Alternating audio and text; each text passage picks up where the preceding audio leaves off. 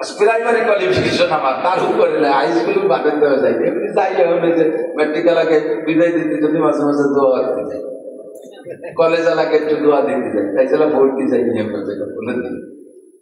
যখন আমরা প্রাইমারিতে পড়ছি, আমার ঘোড়াদার স্কুলে পড়ছি, ঘোড়াদার স্কুলে 5 জন শিক্ষক ছিলেন, 5 জনই পুরুষ ছিলেন, 5 জনই পুরুষ ছিলেন। আমরা শিক্ষকদের ভিতরে সম্পর্ক এমন ছিল, স্যারদের চোখের দিকে তাকানোর সাহস ছিল না। বিশেষ করে সেকেন্ড স্যার নামে যিনি ছিলেন, রবীন বাবু, উনি ঢুকলে মনে হতো যেন 5 থেকে নিয়ে ক্লাস 1 পর্যন্ত সব ছাত্রছাত্রীর পেশাব এসে গেছে ভয়তে। এমন একটা রোগ আর গাম্ভীর্য নিয়ে সাররা থাকতেন। এখন সেই স্কুলে আমার বাচ্চা কাচ্চারা পড়ে 4 জন ম্যাডাম আর 1 জন পুরুষ। এই 4 ম্যাডামের গলায় যদি একটা পুরুষ পড়ে, সে মাধ্য হয়ে যায় না? বিটিকে দাবটে ওর কোনো আহরার ক্ষমতা থাকে? আর ম্যাডামকে যোগ্যতা কতটুক? আমরা ছোটবেলায় বাড়ি থেকে যদি অন্যায় করতাম, আমাদের গার্জিয়ানরা মাস্টারদের কাছে নালিশ করার ভয় দিত, তোর সারবে কয়ে দেবানি, এগুলি আমাদের কাম সারা।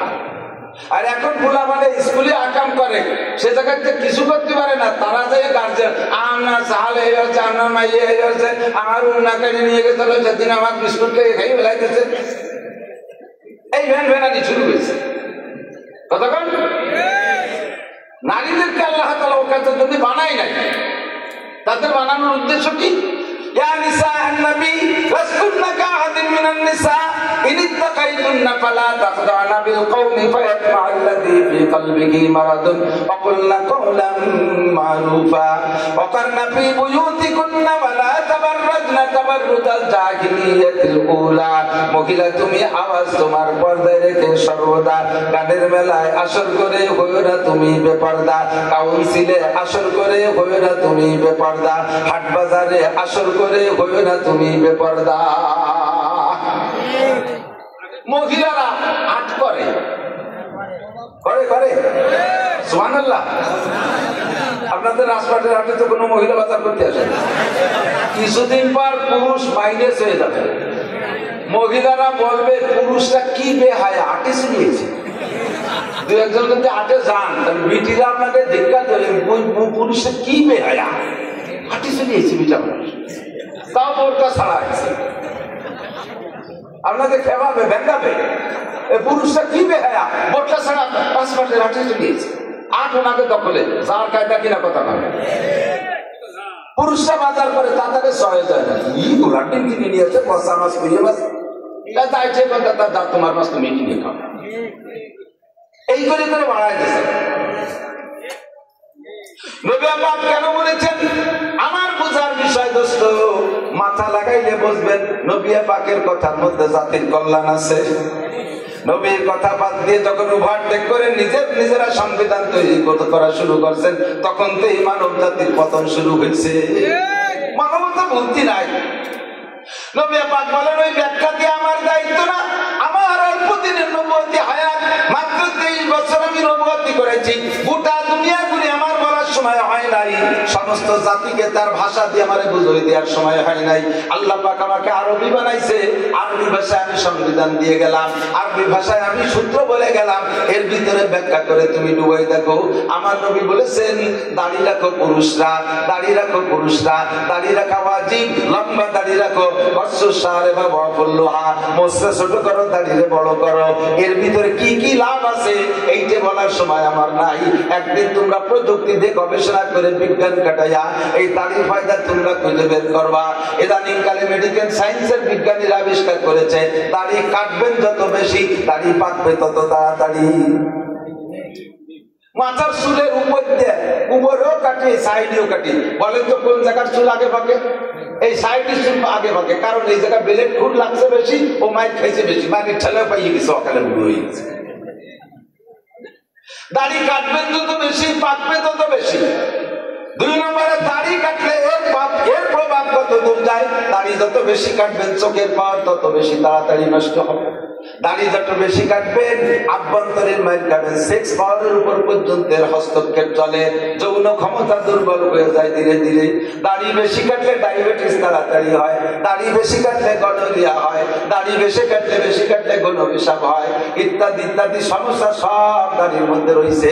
আমার নবী এত ব্যাখ্যা দিয়ে যান নাই, নবী একটা কথা বলেছেন, কষ্ট সারে বাবা বললো মোসরে ছোট করো, দাড়িরে বড় করো। নবী বলেছেন না তাবুলু কায়মান, দাঁড়িয়ে দাঁড়িয়ে পেশাব করো না। কেন করবা নাই, কেন বলার সময় আমার নবীর নাই? মাত্র 23 বছর জিন্দেগিতে গোটা মানব জাতির সংবিধান দিয়ে যাবে, অল্প সময়ের ভিতরে এত ব্যাখ্যা দিয়ে যাইতে পারেন নাই। নবী শুধু সূত্র বলে দিয়ে গেছেন, দুনিয়ার মুসলমান দাঁড়িয়ে খাড়িয়ে পেশাব করো না। কেন পেশাব করবা না? এবার তোমার বিজ্ঞান খাটায় গবেষণা করে দেখো, দাঁড়িয়ে পেশাব করার মধ্যে লাভ না লস। বিজ্ঞানীরা আবিষ্কার করেছে দাঁড়িয়ে পেশাব করলে চোখের পাওয়ার দুর্বল হয়ে যায়, দাঁড়িয়ে পেশাব করলে চেহারার নূর কমে যায়, দাঁড়িয়ে পেশাব করলে সেক্স পাওয়ার কমে যায়, দাঁড়িয়ে পেশাব করলে ডায়াবেটিস হয় তাড়াতাড়ি, দাঁড়িয়ে খাড়িয়ে পেশাব করলে কিডনি মার খেয়ে যায় তাড়াতাড়ি, কিডনি ড্যামেজ হয়ে যায়, আভ্যন্তরীণ নানান রোগ সব দাঁড়িয়ে খাড়িয়ে পেশাবের মধ্যে। এখন বসা পেশাবখানা তো সরকারি ভাবে যা বানাচ্ছে, তারপর বিভিন্ন পাম্পে স্টেশনারি এয়ারপোর্টে ওর মধ্যে বসার কায়দাই নেই, সে বই বসাটা রাখে কিছু বলে বই বসাছে না ওরা বানান তো বই বসা নাই, মুরব্বীরা কথা কর না কেন, তার কাছে আগে জীবনে থাকতো না বই বসা, আর দাঁড়ায় পেশাব করা লাগে সে বই বসা পাইতে দিয়েছে না, সিরামিকদের বই বসা একটা পাইতে দিয়েছে, দাঁড়ায় ছাড়া পেশাব করার কায়দা নেই। আমরা বসে পেশাব করতে গেলে নিচে পেশাব হবে আর একটা পেশাবের টুকরি নাক করা হবে। আর পাইকারি দরে ডায়াবেটিস, কারণ ডায়াবেটিসের ঔষধ বানাইছে তা বেচতে হবে, বেচার জন্য রুগী বানাতে হবে না, এই রুগী বানাচ্ছে দাঁড়ায় দাঁড়ায় মোতাকে। সিজারের ঔষধ বানাইছে, সিজার করে বাচ্চা বের করলে মোটা খাওয়া পাওয়া যায়, হাসপাতাল হবে না। কাজেই সিজারের জন্য তারা আগের থেকে প্রস্তুতি নিয়েই ফেলায়। ইদানিং কালে বাচ্চাটা পেটে আসার সাথে সাথে পরামর্শ দিয়ে দিয়েছে ফেসবুক, ইউটিউব, টেলিভিশনে, যে বাচ্চা গর্ভে আসার সাথে সাথেই আপনারা ডাক্তারের শরণাপন্ন হন, ডাক্তারকে দেখান বাচ্চা কোন পজিশনে আছে, বাচ্চার বয়স 1 দিন না 2 দিন না 3 দিন, কেবলমাত্র পেটে গেছে, তার বয়স কর্তৃত্ব মাপা শুরু হয়ে গেছে, ভ্যান চালায়, রিক্সা চালায়, কিসের কাছে, সেও বউটাকে নিয়ে 1-2 দিন পরে চলে যাবে হাসপাতালে। ফার্স্ট চান্সে যাওয়ার সাথে সাথে এমন ঔষধ দিয়ে দেবে তার নর্মাল ডেলিভারি হবে না, পরে শিক্ষাটি হয়ে যাবে। কারণ শিক্ষাটা পদ্ধতি আবিষ্কার করছে, ওর বেশি তো খাতে হবে, তা সেই তো কামাই করতে হবে, এই জন্য সেই যাতে সিজারে আসে তার জন্য যে মেডিসিন দরকার সে যত জরুরি বিষয় আছে, সংবিধান আছে, সব দিয়ে আল্লাহ পাক কোরআনে কারীম নাযিল করেছেন। যেই কোরআনে কারীমের বাস্তব উদাহরণ হলো মুহাম্মদুর রাসূলুল্লাহ সাল্লাল্লাহু আলাইহি ওয়াসাল্লাম। শুনতেছেন আপনারা সবাই, খেয়াল করতেছেন? হুজুরে পাক সাল্লাল্লাহু আলাইহি ওয়াসাল্লাম কোরআন শরীফের একটা বাস্তব উদাহরণ। সিদ্দিকা আয়েশা রাদিয়াল্লাহু তাআলা আনহা, উম্মুল মুমিনিন, সবাই একটু বলি রাদিয়াল্লাহু তাআলা আনহা, আনহু না আনহা, পুরুষ হলে আনহু একজন পুরুষ, আর একজন মহিলা হলে আনহা, নারী বা পুরুষ দুইজন হলে আনহুমা, পুরুষ ততাধিক হলে 2-এর অধিক হলে আনহুম, মহিলা 2-এর অধিক হলে আনহুন্না। আগের টুক রাদিয়াল্লাহ, ঠিক আছে? তো সিদ্দিকা আয়েশা রাদিয়াল্লাহু তাআলা আনহা নবী আলাইহিস সালাতু ওয়াস সালামের স্ত্রীদের ভিতরে সবচাইতে অল্প বয়সী। হুজুরের ঘরে স্ত্রী হিসেবে গিয়েছেন তখন মাত্র বয়স 9 বছর। 9 বছরে আমাদের মেয়েরা 2-3 পড়ে, ঠিক না? আর 9 বছরে আয়েশা পূর্ণাঙ্গ হুজুরের স্ত্রী হিসেবে ঘরে ঢুকে গেছে। তখন হুজুরের ঘরে আর কোনো স্ত্রীও নেই, খাদিজা মক্কায় থাকতে ইন্তেকাল করেছেন। আর হুজুরের সাথে বৈবাহিক জীবন যাপন করেছেন মাত্র 9 বছর। টোটাল 18 বছর বয়সে, আয়েশার 18 বছর বয়সের সময় হুজুরের ইন্তেকাল হয়ে গেছে। যে বয়সে আয়েশা বিধবা হয়েছেন, বাংলাদেশের সংবিধানে সে বয়স পর্যন্ত বিয়েরই অনুমতি নাই। কুড়িতে বুড়ি নাই, বিশির আগে সুবহানাল্লাহ, কুড়িতে বুড়ি নাই, বিশির আগে বিয়ে নাই। আর আয়েশা 9 বছর ঘর সংসার করে নবী পাকের সাথে 18 বছর বয়সে বিধবা হয়ে গেছে। আর এত জাহিন আর এত ব্রেনি মহিলা আল্লাহ তাআলা ইসলামকে ধরে রাখার জন্য যুগে যুগে এরকম মানুষ তৈরি করে রাখেন। ঘরোয়া মাসআলা যত আছে, মেয়েলি মাসআলা, সব মাসআলা সিদ্দিকা আয়েশা সংগ্রহ করেছিলেন। শুধু পারিবারিক না, সামাজিক রাজনৈতিক মাসালাও আয়েশা বিজ্ঞ যোগ্য আলেম ছিলেন। একবার হযরত ওমর রাদিয়াল্লাহু তাআলা আনহুর খেলাফত কালে, তখন তো দেশ অনেক বড় হয়ে গেছে। কত বড়? হযরত ওমর রাদিয়াল্লাহু তাআলা আনহুর খেলাফতের রাষ্ট্রের আয়তন ছিল 2,40,00,000 বর্গ মাইল। একটু বলেন না সুবহানাল্লাহ। সুবহানাল্লাহ বললে আপনারই লাভ। 2,40,00,000 বর্গ মাইল ওমরের দেশের আয়তন, প্রায় বাংলাদেশের সমান হবে না? অত বড় দেশের মানুষের বাথরুম গুলো এক জায়গা করলেও এই বাংলাদেশের চেয়ে বেশি জায়গা লাগে, ঠিক না? তো হযরত ওমর রাদিয়াল্লাহু তাআলা আনহুর রাষ্ট্রের আয়তন যখন বেড়ে গেছে, লোক বেড়ে গেছে, এই যত মধ্যপ্রাচ্যের যত দেশগুলো এখন, এগুলো সব একটা প্রদেশ ছিল। আর প্রাদেশিক গভর্নরও সাহাবায়ে কিরামদেরকে বানায় রেখেছিলেন। যখন দেশ বড় হয়ে গেছে তখন সংবিধান তৈরি করা প্রয়োজন হয়েছে। আমাদের মুসলিম সংবিধান হলো দুইটা। কয়টা? দুইটা কিতাব। আল্লাহ রাসূল বলেন, তারাকতু ফীকুম আমরাইন লান তাদিল্লু মা তামাসসাকতুম বিহিমা কিতাবাল্লাহি ওয়া সুন্নতি। তোমরা অতক্ষণ পর্যন্ত পথভ্রষ্ট হবে না যতক্ষণ পর্যন্ত আল্লাহর কোরআন আর আমার সুন্নাতকে আঁকড়ে ধরে রাখতে পারবা। সংবিধান কয়টা? দুইটা, কোরআন আর হাদিস। একটু বলি, কোরআন আর হাদিস। তো কোরআন এবং হাদিস দিয়ে সাহাবায়ে কেরাম চলছেন। যখন দেশ বড় হয়ে গেছে আর নতুন নতুন আবিষ্কারও শুরু হয়ে গেছে, তখন আবিষ্কার গুলো তো কোরআন হাদিসে নাই। যেমন ধরে নেন, ক্যামেরা কি রাসূলের জামানায় ছিল? সাহাবায়ে কেরামদের জামানায় ছিল? মোবাইল ছিল? এগুলো তো একেবারে শেষ প্রান্তে এসে আবিষ্কার হয়েছে, কম্পিউটার, এগুলো। তো ধীরে ধীরে সাহাবায়ে কেরামদের সামনের দিকে আগাচ্ছেন, আর এই নতুন নতুন আবিষ্কার আর নতুন নতুন ঝামেলা আসতেছে, সেগুলো সব কোরআন শরীফের মধ্যে নাই, হাদিসের মধ্যে নাই। এখন তার সমাধান করবে কি দিয়ে? কাজেই সাহাবায়ে কেরামদের 3 নম্বর দলিল হলো মুসলমানদের ইজমায়ে সাহাবা, সাহাবায়ে কেরামদের ঐক্যমত। সাহাবায়ে কেরামদের ঐক্যমতে যেটা সিদ্ধান্ত হবে, এটাও মানা ফরজ, আল্লাহর অর্ডার, হুজুরে পাক সাল্লাল্লাহু আলাইহি ওয়াসাল্লামের অর্ডার। তখন হযরত ওমর রাদিয়াল্লাহু তাআলা আনহু সংবিধান তৈরি করার জন্য, যেমন আমাদের বর্তমানে সংবিধান নিয়ে ভারী ঝামেলা চলতেছে না, 72-এর সংবিধান চলবে না, 71-এরটা চলবে না, তার আগেরটা চলবে না, তারপরেরটা চলবে না, ফিরে আবার ইন্ডিয়ারটা বানাইতে যাবে, কতদিন পর আর একটা আসবে, তারা কবে ওটাও চলবে না। খালি সংবিধান পাল্টাতে পাল্টাতে হায়াত শেষ। বাংলাদেশের 12টা হয়েছে, 13টা হয়ে যাবে। তো কোরআন শরীফ আর হাদিস এমন সংবিধান, মুসলিম সংবিধান, সেই 1500 বছর আগেও যেমন চলতো এখনো সেরকম চলে। চলে কি চলে না?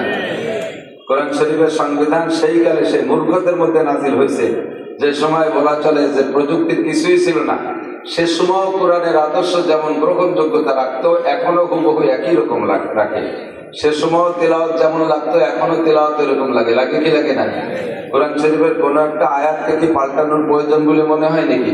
যে এটা এই জামানায় চলে না, এটা কিছুদিন আগে ছিল, আপনি বাদ ওদেরকে আর একটা আয়াত জয় দাও, এরকম কোনো কায়দা আছে নাকি? নাই। তো হযরত ওমর রাদিয়াল্লাহু তাআলা আনহু সাহাবায়ে কিরামদেরকে নিয়ে সংবিধান তৈরি করার জন্য বসছেন। কোরআনকে আগে রাখবেন, যদি কোরআনে থাকে তাহলে সেটা, যদি কোরআনে না পাওয়া যায় হাদিসে খুঁজতে হবে, যদি হাদিসে না পাওয়া যায়, কোরআন হাদিস দুই জায়গা না পাওয়া গেলে এরপরে সাহাবায়ে কেরামদের ঐক্যমত।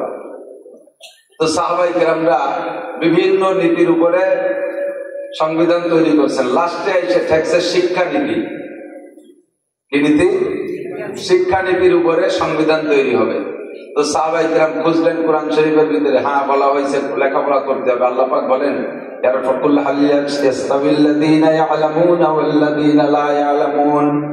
জাননেওয়ালা না জাননেওয়ালা, শিক্ষিত আর মূর্খ কখনো এক সমান হইতে পারে। কাদের দাম বেশি? শিক্ষিত লোকের দাম বেশি। আপনি বলেন আর না বলেন, আল্লাহ বলেন, ইয়ারফাইল্লাহুল্লাযীনা আমানু মিনকুম ওয়াল্লাযীনা উতুল ইলমা দারাজাত। যাদেরকে আল্লাহ তাআলা ইলম দান করেছেন ঈমানের সাথে, তাদের দাম দুনিয়ায় সবচাইতে বেশি। তাদের দাম সবচাইতে, আপনি আমি স্বীকার করি না করি, আল্লাহর কাছে দাম হলেই তো হলো। আল্লাহ পাক রব্বুল আলামিন বলেন, দুনিয়ার কেউ যদি কেউ একজনকে সম্মান দেয় না, কিন্তু লোকটাকে আমার কাছে খুব ভালো লাগে, সেটা কে? ইন্না আকরামাকুম ইনদাল্লাহি আতকাকুম। তোমাদের মধ্যে সবচাইতে সম্মানী কে?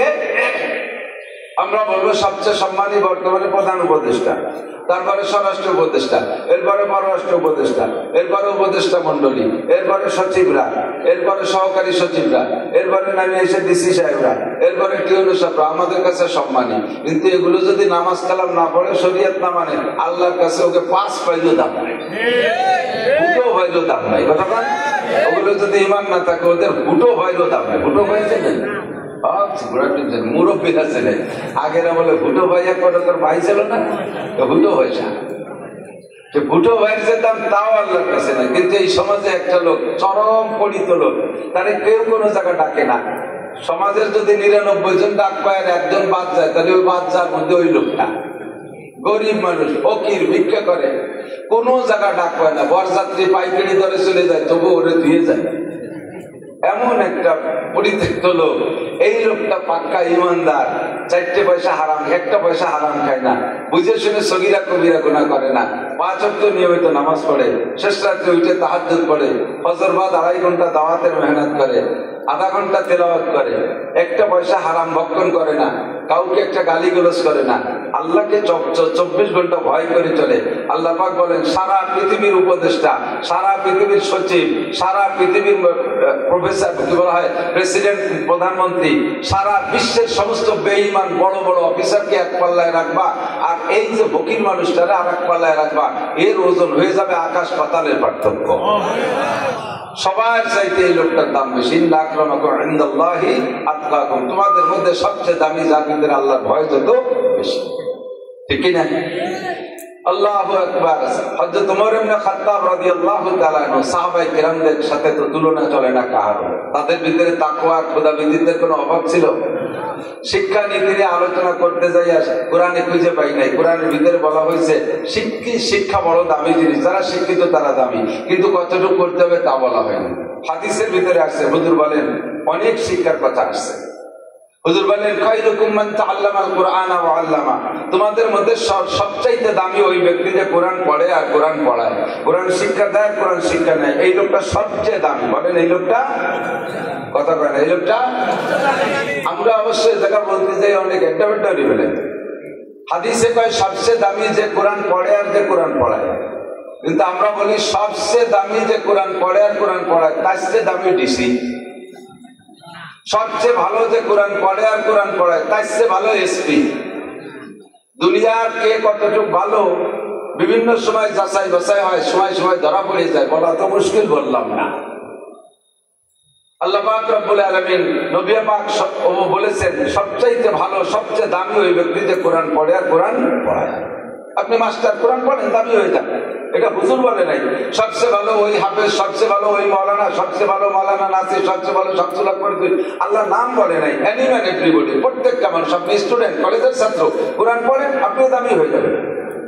আপনি ডাক্তার, ইঞ্জিনিয়ার যা হন, তাতে কোনো বাধা নাই, আপনি কোরআনটা পড়ে দামি হয়ে যাবেন। এবার নবী পাক সাল্লাল্লাহু আলাইহি সাল্লাম বলেন তালাবুল ইলমি ফারিদাতুন আলা কুল্লি মুসলিমিন ওয়া মুসলিমাত, দ্বীনি ইলম শিক্ষা করা প্রত্যেকটা মুসলমান নর-নারীর উপরে ফরজ। দ্বীনি ইলম শিক্ষা করা প্রত্যেকটা মুসলমান নর-নারীর উপরে ফরজ। পরিমাণ কতটুকু? পুরুষরা শিখবে, বহুত বড় আলেম হবে, পুরুষরা বয়ান করবে, পুরুষরা ওয়াজ করবে, পুরুষরা ভাষণ দেবে, পুরুষরা গাড়ি চালাবে, পুরুষরা বিমান চালাবে, পুরুষরা ট্রাক চালাবে, পুরুষরা ইউনিয়ন চালাবে, পুরুষরা ওয়ার্ড চালাবে, পুরুষরা থানা চালাবে, পুরুষরা এমপি সিট চালাবে, পুরুষরা মন্ত্রণালয় চালাবে। সব বাহিরের বড় কাজ। পুরুষরা দেশ বিদেশ যাবে, দিনের দাওয়াতের জন্য ইংল্যান্ড যাবে, আমেরিকা যাবে, ফ্রান্স যাবে, ইটালি যাবে, অস্ট্রেলিয়া যাবে, জাপান যাবে, জার্মান যাবে, সারা পৃথিবী পুরুষরা ঘুরবে দাওয়াতের জন্য। কাজেই প্রত্যেকটা ভাষা শেখাও পুরুষের জন্য জরুরি। এটা হলো পুরুষদের শিক্ষা নীতি তৈরি হয়ে গেল। এখন মহিলারা কতটুকু শিখবে, তাদের উপর তো ইলমে দ্বীন শিক্ষা করা ফরজ। এই ব্যাপারে কোনো মাকসুদ হাদিসের মধ্যে পাওয়া যাচ্ছে না, কোরআন শরীফের আয়াতের মধ্যে কেউ বলতে পারতেছে না, সব থেমে গেছে। দীর্ঘক্ষণ পর্যন্ত বসে থেকে যখন কোন সূরা আসতে পারছে না, তখন হযরত সাহাবায়ে কেরাম বললেন হুজুর কোরআন হাদিসে পাইলে যেতে পারে, আমরা বুদ্ধি দিয়ে একটা কিছু হয়ে যাক, আমরা পরামর্শ দেই। হযরত ওমর বললেন সংসদ আজকে এই পর্যন্ত, আমার একটা জানার জায়গা আছে, ওই জায়গাতে তো জানিয়ে নেই, তারপরে বলবো। সংসদ ভেঙে দিয়ে ওনার মেয়ে হাফসা রাদিয়াল্লাহু তাআলা আনহা, নবী পাক সাল্লাল্লাহু আলাইহি ওয়াসাল্লামের স্ত্রী ছিলেন, হযরত সিদ্দিকা আয়েশার সতী। তখন তো হুজুর নেই, হাফসাকে নিয়ে হযরত ওমর আয়েশার বাড়ি গেলেন। যে বলতেছেন ইয়া উম্মাল মুমিনিন মা ক্বালা রাসূলুল্লাহ সাল্লাল্লাহু আলাইহি ওয়াসাল্লাম ফি তালিমিন নিসা, মা আয়েশা তুমি কি বলতে পারো নবী আলাইহিস সালাম নারীদের শিক্ষা সংক্রান্ত কিছু বলেছেন? তোমার কোন হাদিস জানা আছে যেখানে হযরত ওমর রাদিয়াল্লাহু তাআলা আনহু নবী পাককে নবুয়তি জিন্দেগি পাইছে 23 বছর, রোল নাম্বার 40 নম্বর সাহাবাদের কাতারে ভর্তি, রোল নাম্বার 40 হযরত ওমরের। যখন পরীক্ষার রেজাল্ট আউট হয়েছে তখন 1 নম্বর আবু বকর, 2 নম্বর ওমর। এত বড় জলিলুল কদর সাহাবা। হুজুর বলে লাউকানা বাদি নবিয়্যান লাকানা ওমর, আমার পরে লাউকানা বাদি নবিয়্যুন লাকানা ওমর, আমার পরে যদি আল্লাহ তাআলা কেউ নবী বানাইতেন আমার ওমরকে আল্লাহ নবী বানাইতেন। এত বড় ইলমের অধিকারী হযরত ওমরের দাবিতে আল্লাহ পাকের পক্ষ থেকে আগে আছে যে সময় কোরআনের আয়াতটা নাযিল হবে এর অল্প আগে হযরত ওমরের ভিতরে ওই জাতীয় মাসালার চাহিদা প্রকাশ হয়েছে। হুজুর এইটা হলে ভালো হইতো না, বলতে বলতে আয়াত নাযিল হয়ে গেছে। এজন্য বলা হয় যে হযরত ওমরের দাবি অনুযায়ী আল্লাহ তাআলা 4টি পয়েন্টে 4 প্রকারের আয়াত নাযিল করেছেন। কত বড় ইলমের অধিকারী সেই ওমর যাই আয়েশার কাছে বলতেছে মা নবী আলাইহিস সালাতু ওয়াস সালাম নারীদের শিক্ষা সংক্রান্ত কিছু বলেছে, তোমার জানা আছে? আমি তো জানি না। সিদ্দিকা আয়েশা বলেন ক্বালাত নাম, জি খলিফাতুল মুসলিমিন আমার জানা আছে। ক্বালা রাসূলুল্লাহ সাল্লাল্লাহু আলাইহি ওয়াসাল্লাম আল্লিমুহুন্না সূরাতান নূর ওয়া লা তুআল্লিমুহুন্নাল কিতাবাতা। আমি নবী পাকের কাছ থেকে শুনেছি আল্লিমুহুন্না সূরাতান নূর, নারীদেরকে সূরা নূর শিক্ষা দাও। সূরা নূরের ভিতরে পর্দার আয়াত আছে, সূরা নূরের ভিতরে নারীদের যত আমল সেগুলো বেশি বেশি আলোচনা আছে। সূরা নূর শিক্ষা দাও তথা কোরআন শিক্ষা দাও, নারীদের তিলাওয়াত শুদ্ধ করে শিক্ষা দাও, নারীদের কোরআনের তরজমা পড়াইয়া দাও, তারা কোরআন থেকে মাসালা যাতে নিজেরা বুঝে বের করে আমল করতে পারে এই জন্য নারীদের কোরআন পড়াও, বিশেষ করে সূরা নূরের শিক্ষা দাও। তবে একটা জিনিস খেয়াল রাখবা, ওয়ালা তুআল্লিমুহুন্নাল কিতাবাতা, নারীদেরকে লেখা শিখাবা না। কলেজ মাঠে বইসা এই কথা বললে সম্পূর্ণ বিরোধ হইয়া যায়। সারা দুনিয়া ব্যাপী পুরুষের চাইতে নারীদের সংখ্যা বেশি, নারীরা পড়তেছেও বেশি এবং স্কুল কলেজে দেখা যায় মেয়েদের রেজাল্ট ছেলেদের চাইতে ভালো। আমরা মাদ্রাসা করেছি নারীদের জন্য, মাদ্রাসা দেখি ছেলেদের চাইতে মেয়েদের রেজাল্ট ভালো, মেয়েদের জবান ভালো, পরিষ্কার কণ্ঠ চিকন, মাত্র 1-1.5 বছরে হাফেজ হয়ে যায়। ছেলেদের 3-4-5 বছর লাগে। ছেলেরা দাড়ি দুড়ি গজায় যায়, বেটা হয়ে যায়, তবু হাফেজের কুল কিনারা ধরতে পারে না। মেয়েরা 1-1.5 বছরে হাফেজ হয়ে যায়। হাতের লেখা চমৎকার। এই যুগে আয়াতের সাথে হাদিসের সাথে বিরোধ সৃষ্টি হয়ে গেল। নবী পাক বলেন ওয়ালা তুআল্লিমুহুন্নাল কিতাবাতা, নারীদেরকে লেখা শেখাবা না। বুঝে উঠতে পারলাম না ঘটনা কি? বিশ্বনবী মুহাম্মদুর রাসূলুল্লাহ যাহা বলেছেন তার ভিতরে অবশ্যই হিকমত নিহিত আছে। কথা বলেন ঠিক কি ঠিক না? আমার আপনার বুঝে না আসলে তার ভিতরে কল্যাণী আছে। কেন বলেছেন নবী? হুজুর বলেন কিয়ামতের আগে তাকসুরুন নিসা তাকিল্লুর রিজাল। কিয়ামতের হুজুর বলেন কিয়ামতের আগে তাকসুরুন নিসা তাকিল্লুর রিজাল, নারীদের সংখ্যা বেশি হয়ে যাবে, পুরুষের সংখ্যা অনেক কমে যাবে। পার্সেন্ট কেমন হবে? এক একজন পুরুষের জিম্মায় 50 জন করে নারী চলে আসবে, স্ত্রী হিসেবে না। পুরুষ এমন ভাবে নিধন হয়ে যাবে, পুরুষের প্রোডাকশনও কমে যাবে। দেখেন হাসপাতাল বলে দেখেন যেখানে সিগারের বাচ্চা বের হয়, এক সিগারের হাসপাতালের মালিক আমারে বলতেছে হুজুর কয়েকদিনের ভিতরে আমার ক্লিনিকে 30টা বাচ্চা ডেলিভারি হয়েছে, তার ভিতরে 27টি মাই আর 3টে মাত্র ছেলে। নারীদের প্রোডাকশন, মেয়েদের প্রোডাকশনও বেশি হবে। আবার বিভিন্ন ভাবে যুদ্ধ বিগ্রহের ভিতরে যায় পুরুষ নিধন হয়ে যাবে। অবশেষে যাইয়া পুরুষের সংখ্যা হবে 1.2% আর নারীদের সংখ্যা হবে 98%। অর্থাৎ এক একজন পুরুষের জিম্মায় 50 জন করে মহিলা হবে। এবার মহিলারা যখন লেখাপড়া শিখে উচ্চ শিক্ষায় শিক্ষিত হয়ে যাবে, সংখ্যাগরিষ্ঠের দিক থেকে তারা চাকরি দখল করবে বেশি, তাদের যোগ্যতা বলে চাকরি নেবে বেশি। চাকরি সব ভ্যাকান্সি গুলো নারীরা দখল করবে। পুরুষরা সেই সময় টিকতে পারবে না। মেম্বার হবে মহিলা, চেয়ারম্যান হবে মহিলা, উপজেলায় চলে যাবে মহিলা, এমপি হবে মহিলা, মন্ত্রী হবে মহিলা, পিওন হবে মহিলা, ডিসি হবে মহিলা, এসপি হবে মহিলা, সেনাবাহিনীতে থাকবে মহিলা, পুলিশ ডিপার্টমেন্টে মহিলা, সব জায়গায় মহিলার মহিলা হয়ে যাবে, হাজার হাজার পুরুষ তখন তারা এই সংখ্যালঘুত্বের কারণে ভোটের অভাবে তারা দুর্বল হয়ে পিছিয়ে পড়ে থাকবে। যুবকরা বিয়ে করতে পারবে না, কারণ চাকরি পাবে না, তারা চাকরি দখল করবে ওই জায়গার মহিলারা। মুরব্বীরা একটু সাক্ষী দেন, একটু বিরক্ত লাগতে পারে আপনাদের, তবে বাস্তবটা কয়ে দিয়ে যাই। উচিত কথা কবরে মাসি, তাই আর একবার রাজপাট আসি আর না আসি। ছোটবেলায় আমরা স্কুলে পড়ছি, আমি প্রাইমারি